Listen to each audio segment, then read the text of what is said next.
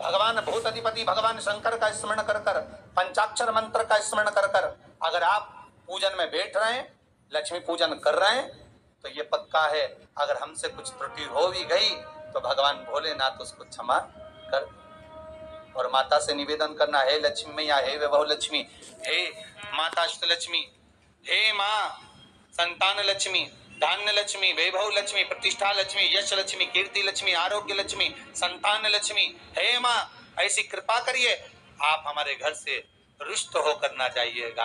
ये घर, ये परिवार, ये सब आप सब आप, ये किसी दूसरे का। माँ पूजन करते समय माता लक्ष्मी से जरूर कहें, माँ 4 साल हो गए, सकता है आप हमसे रुष्ट हो गई हो, पर आज क्षमा मांगकर अपने घर में आप प्रवेश करिए। माँ आइए हमारे घर, आप पधारिए। महाराज कितना सुंदर संवाद है। एक साहूकार की बेटी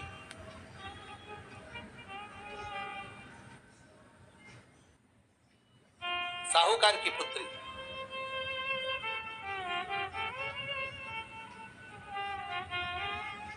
पीपल के वृक्ष के नीचे,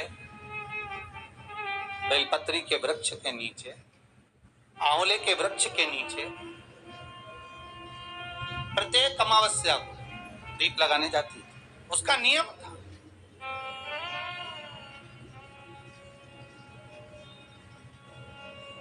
साहूकार की पुत्री प्रत्येक अमावस्या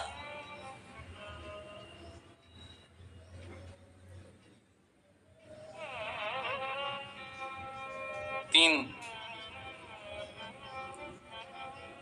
दीप, एक बेलपत्री के नीचे, एक आंवले के नीचे, एक पीपल के नीचे लगा। महाराज आज नारायण ने कृपा कर दी, और क्या कृपा करी कि आज सरस्वती, पार्वती और लक्ष्मी तीनों इन वृक्षों के नीचे जाकर विराजमान हो गए। पार्वती मैया तो पहले से ही बेलपत्री के नीचे है,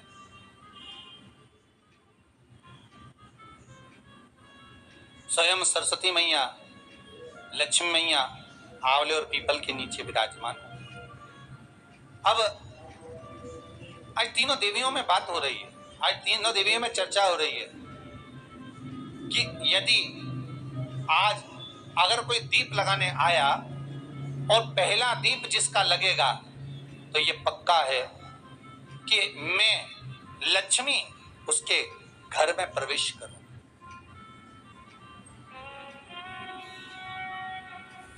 सरस्वती जी बोली, जो पहले बार दीप लगाने के लिए प्रथम में आएगा मैं उससे अपनी सहेली बना लूंगी, उसको अपनी मित्र बना लूंगी। पार्वती जी बोली, जो प्रथम दीप लगाने आएगा, पार्वती जी कहती हैं मैं भगवान शिव से कहकर उनका कल्याण करवा दूं। अब ये साहूकार की बेटी, वो साहूकार जो कहने का तो साहूकार था, धन पूर्व में बहुत था, पर अब इसके पास में कुछ भी नहीं बचा। देखिए सुख दुख तो जीवन में चलता रहता है, आज सुख है कल दुख है, फिर दुख है फिर सुख है, ये जीवन में चलता रहता है। भगवान ने दिया, हो सकता है पूर्व में आपके पास में खूब धन होगा, वैभव होगा, सत्ता होगी, फैक्ट्रियां भी होंगी, दुकान भी होगा, धंधा भी होगा, पानी भी होगा, सब कुछ, सारी सत्ता आपके पास में होगी, पर समय की घड़ी किसने देखी है साहब? कौन देखा घड़ी, कौन देखा पर? इसीलिए कहते हैं ना, बार बार कहते हैं, तेरा पल पल भी आ जाए मुख से जप ले नमः नमः।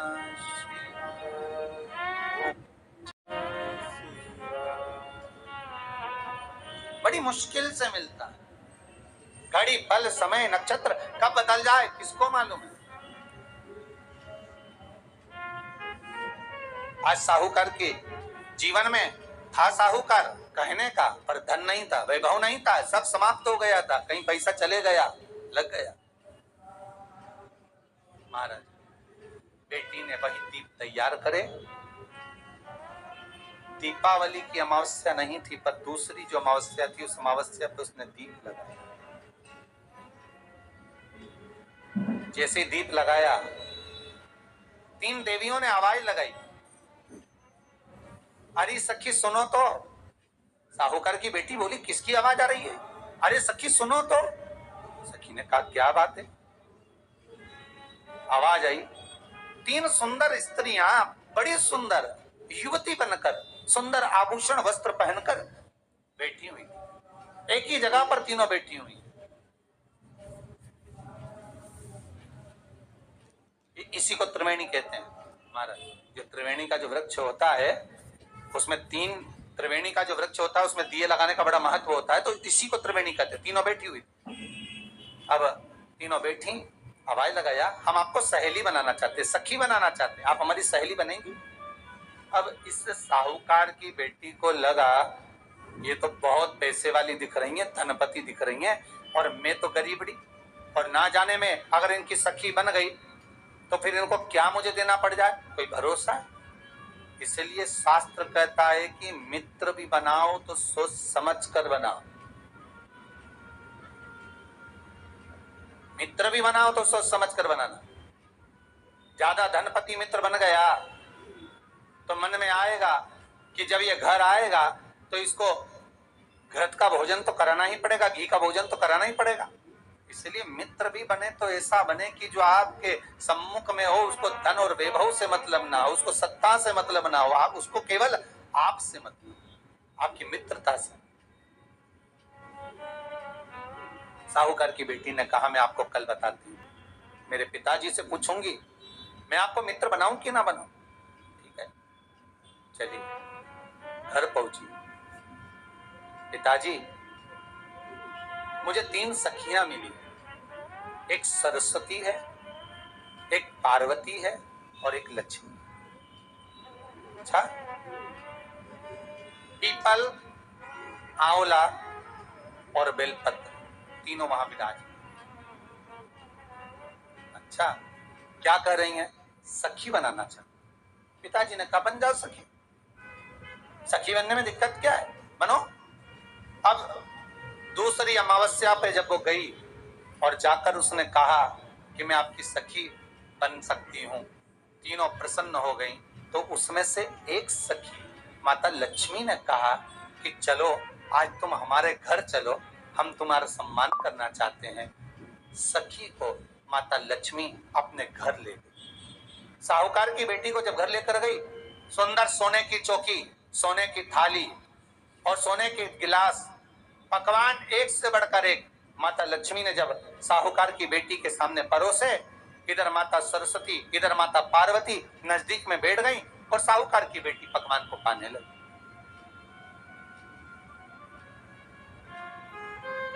साहूकार की बेटी पकवानों को पा रही है, भोजन ग्रहण कर रही है।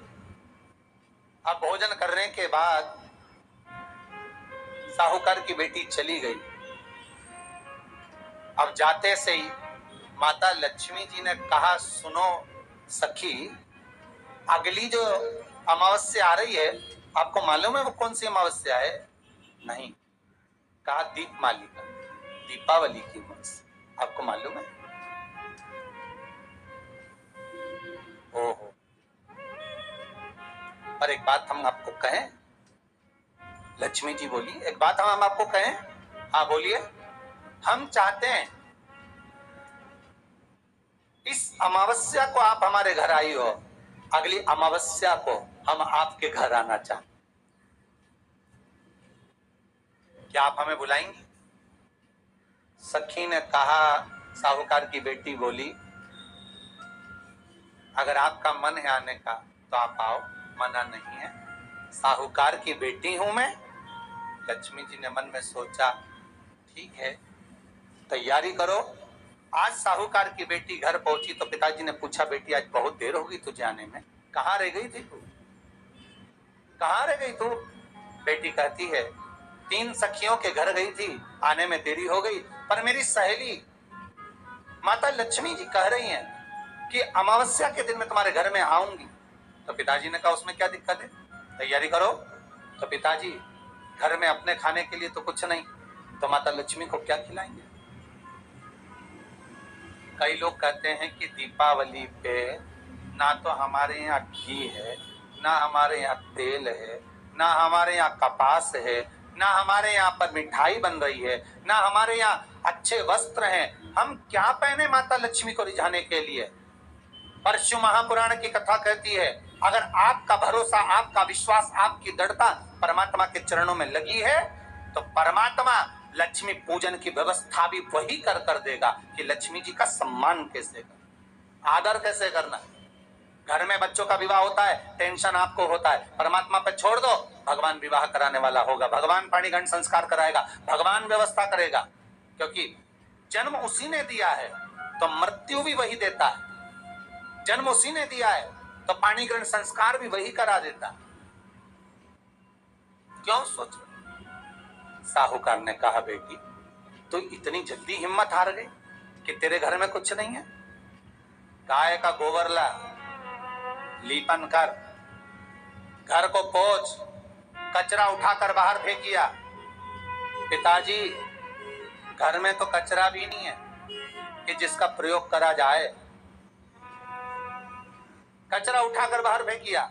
चौक पूर, पिताजी चौक पूरने के लिए तो मेरे पास में कुछ है ही नहीं, जो दीवार पर पोत रही है वही मिट्टी को पोत दे। चौक उनके घर गई थी, सोने की चौकी पर सुंदर आनंदमय भाव से बिठाया है मुझे, सुंदर सोने की थाली में भोजन कराया है मुझे, अब मैं क्या दूं? पिताजी कहते हैं, अगर लक्ष्मी आपकी सहेली अगर आ रही है, बड़ी धनपति है, तो व्यवस्था भी वही करेगी। अब लक्ष्मी तो जाने की तैयारी में, सरस्वती उनके साथ जाने की तैयारी में, पर माता पार्वती नहीं गई। माता पार्वती ने कहा, आज मैं नहीं जाऊंगी। क्यों? आज मुझे अमावस्या का दिन है ना, इसलिए बेलपत्री के पेड़ के नीचे मुझे रहना पड़ेगा। तो माता पार्वती बेलपत्र के पेड़ के नीचे रुक गई। अब ये दोनों जाने के लिए तैयारी करी, लक्ष्मी और सरस्वती जाने लगी, साथ में उन्होंने गणेश जी को ले लिया, रिद्धि सिद्धि को ले लिया, और साहूकार के यहाँ जा रही हैं। जैसे साहूकार के यहाँ जा रही थी, इतनी देर में माता पार्वती को लगा कि इसके पास में जिमाने के लिए, रखने के लिए कुछ नहीं है। माता पार्वती ने एक चील का रूप लिया और उड़ती हुई एक राजकुमारी के हार को, रतन जड़ित हार को लेकर माँ पार्वती गई और साहूकार के घर में उस फेंक दिया। साहूकार के दरवाजे पर जैसे फेंका, बेटी ने झाड़ू लगाते समय देखा कि कचरा, ये हार कहां से आ गया? पिताजी को दिखाया, अल्लाह मैं जाऊं, जो सेठ को दिखाया, महाराज ये हार तो करोड़ों का है, कोई साधारण नहीं। धन मिला तो सबसे पहले जाकर एक सुंदर चौरंग लाया, पाटा लाया, उस पाटे पर सुंदर वस्त्र बिछाया और माता लक्ष्मी के आदर की तैयारी के लिए सुंदर सुंदर घर में पकवान बनने लगे साहब। और सुंदर सुंदर पकवान बने। जैसे ही लक्ष्मी घर में प्रवेश करी, सरस्वती प्रवेश करी, गणेश प्रवेश करे, रिद्धि सिद्धि प्रवेश करी, लक्ष्मी जी ने पहला संबोधन कहा, क्यों सखी, तू तो कह रही थी कि मेरे पास में कुछ भी नहीं, फिर इतना सारा सामग्री कहां से आ गई? सखी कहती है, मेरे पिताजी कहते थे, जिसके मंदिर में दिया लगाया है, जिस वृक्ष के नीचे दिया लगा कर आई है, जहां जिस देवता को पूछ कर आई है, विपदा की घड़ी में वही देवता आकर खड़े होते हैं। ना जाने कहां से हार मिल गया, ना जाने कब प्रसाद बन गया। लक्ष्मी जी ने ध्यान लगाकर देखा कि पार्वती क्यों नहीं आई थी। समझ में आ गया कि एक सखी पूरी व्यवस्था करने में लग गई थी। ऐसी है मेरी माँ लक्ष्मी, ऐसी है माँ पार्वती, ऐसी है माँ सरस्वती। उनकी आराधना 3 दिन से आप पाटा लगाकर पूजन कर रहे हो, आज भी दीपावली का पूजन भी आपको ऐसे ही करना है। दीपावली की पूजन अच्छे से करिए। माँ लक्ष्मी आप सबके घर अवश्य पधारेंगी। पकवान बनाइए, भोग चढ़ाइए। माँ लक्ष्मी की आप सब पर हमेशा कृपा बनी रहे, यही मनोकामना आप लोगों के लिए दीपावली की हार्दिक शुभकामनाओं के साथ। आपको यह अच्छा लगा हो तो आप हमारे चैनल को सब्सक्राइब करें, लाइक करें, शेयर करें। जय माँ लक्ष्मी।